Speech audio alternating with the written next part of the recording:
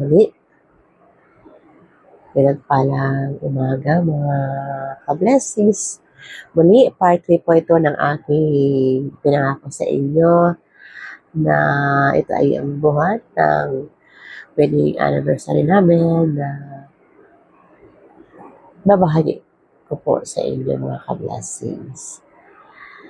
So yung last po, yung nakarating na po ako sa gawain ng Panginoon na sa lugar ng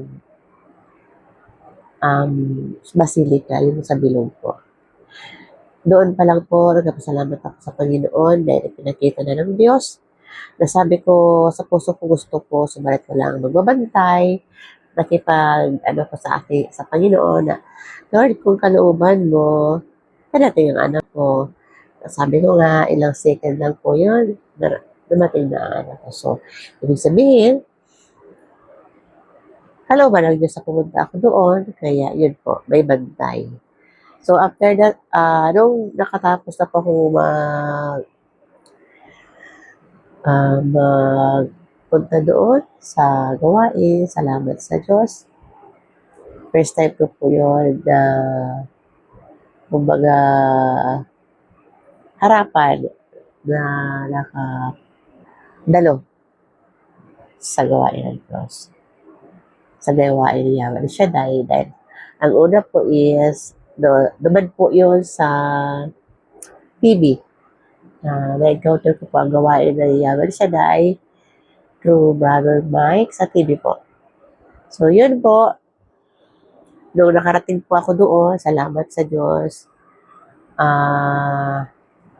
Siyempre po, baguhan pa lang po ako. Medyo hindi pa masyado nagsiing sa aking isipan. Pero nagpasalamat na ako sa Panginoon dahil gawa dito ng Diyos na nakadalo ako.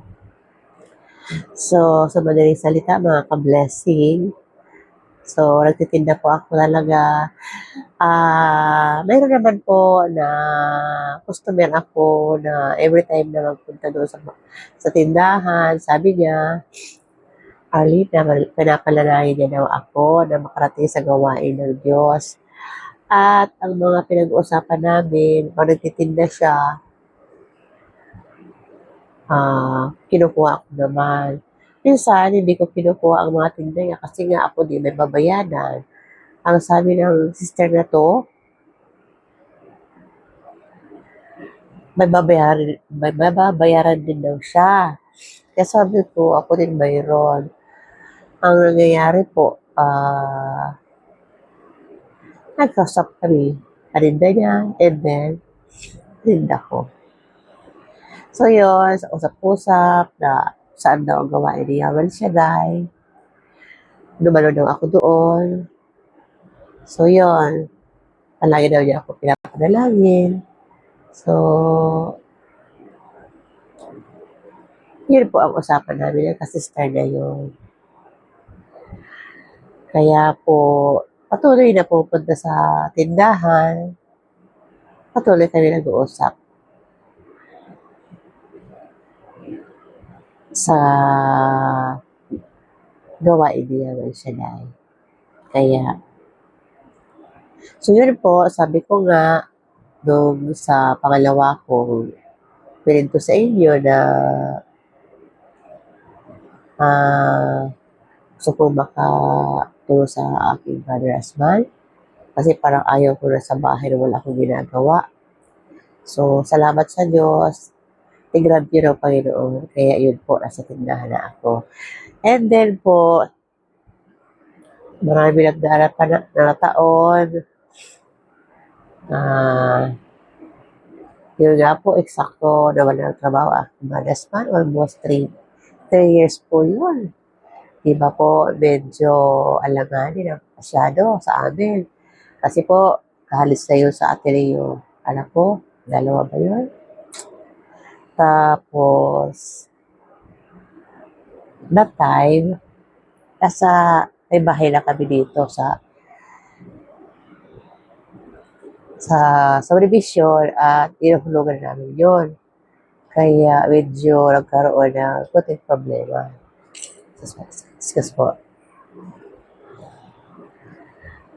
Pero ang Diyos ay mabuti dahil pinaranas pa rin niya, narariyan siya upang tulungan kami. Kaya sabi ko nga, wala pa man ako sa gawain, naranasan ko ng kabutihan ng Diyos. At lubos ko ito pinasasalamatan at ina-appreciate na ang lahat dahil sa tulong ng Diyos. At salamat sa Panginoon, nabigyan ako ng pribileyo na marinig ko ang mga salita. Nagkaroon ako ng napakalaking pribileyo na makapaglingkod sa Panginoon. Kaya po,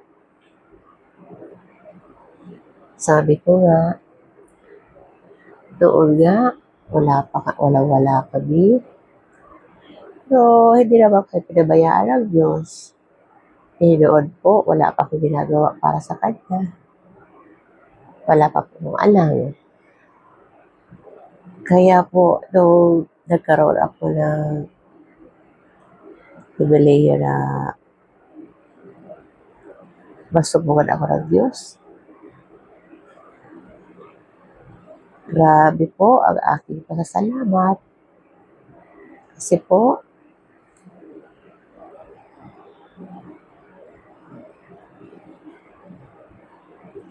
wala pa man ako sa gawain time ngayon, pero nandiyan na po ang tulong niya.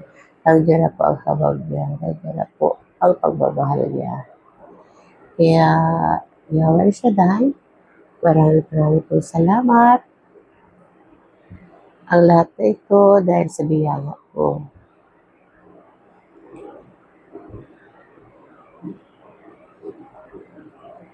Kung paano po ako nakaalis sa tindahan, ikikwento ko po yun sa ika-4 na bahagi ng aking ikikwento sa inyo kung bakit po ako natigil sa pagtinda. Pero bago po kami natigil sa pagtinda, ang daming sitwasyon. Pero po, napakasarap ang purpose ng Diyos. Napakaganda. Noong nagkaroon kami ng maraming problema sa tindahan. Yun pala po ang purpose ng Diyos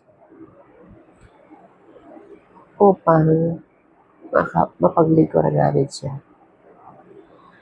Kaya sa sobrang pasalamat ko, sabi ng iba doon, maraming akong narinig na pero huwag na natin sabihin yun. Ang importante, ako at ang Diyos, alam niya kung bakit kami natigil. Or nawala yung tindahan namin. Pero po, nawala man ang tindahan namin, mas the best ang ibinigay sa atin ng Panginoon. Yun lang po, magkaroon ka ng connection sa Panginoon, magkaroon ka ng relasyon sa Diyos. Pinaka-the best na po yun na ibinigay sa amin ng Diyos. Kaya mga ka-blessing, salamat po sa pagpapanood. Nawa ang bawat isa, masumpungan ng Diyos, at ang bawat isa ay tanggapin ang Diyos sa buhay niya, sa buhay ng bawat isa. Mga ka-blessing, maraming pong salamat. Pagpalain tayo ng Diyos. To God be all the glory.